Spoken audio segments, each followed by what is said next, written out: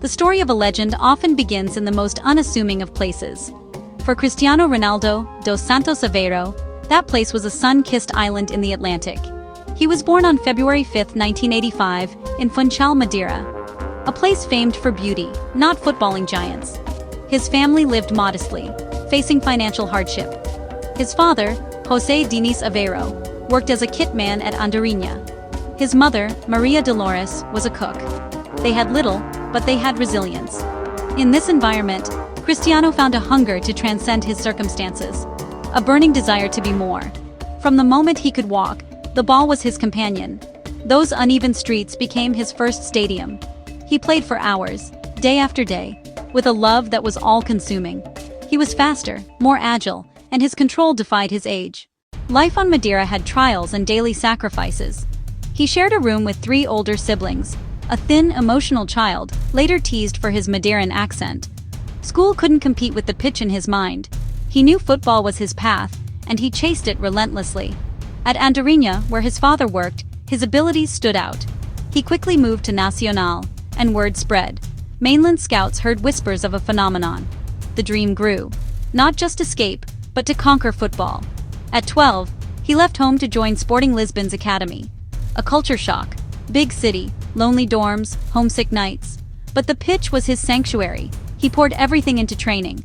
Coaches saw not just talent, but obsession. He stayed behind, crafting the athlete he would become. He built strength alongside skill, faster, stronger, more powerful. At 16, he featured across every level up to the first team in one season. His senior debut hinted at greatness with 2 goals.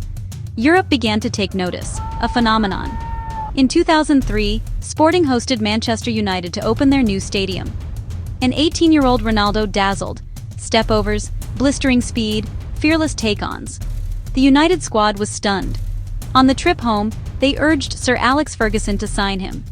Ferguson needed little convincing. Negotiations were swift. He promised the boy a path to greatness.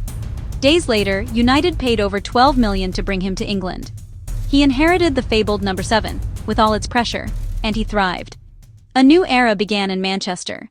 His time at United was a masterclass in dedication. First in, last out, turning obsession into advantage. He stayed late, perfecting free kicks. He sculpted his body for the league's physicality.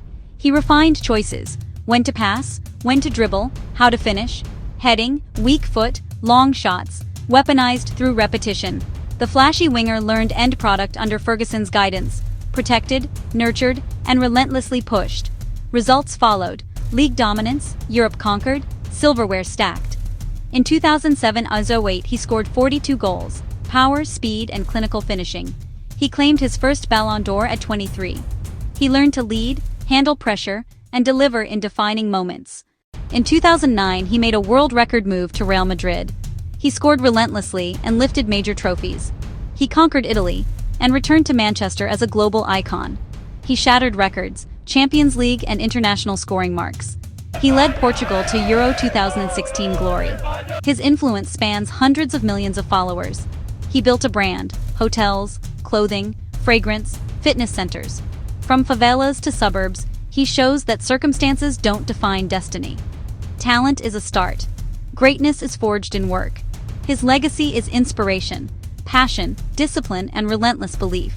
From dusty streets to the grandest stages, he became a symbol of what's possible, the boy from a small island who became the greatest.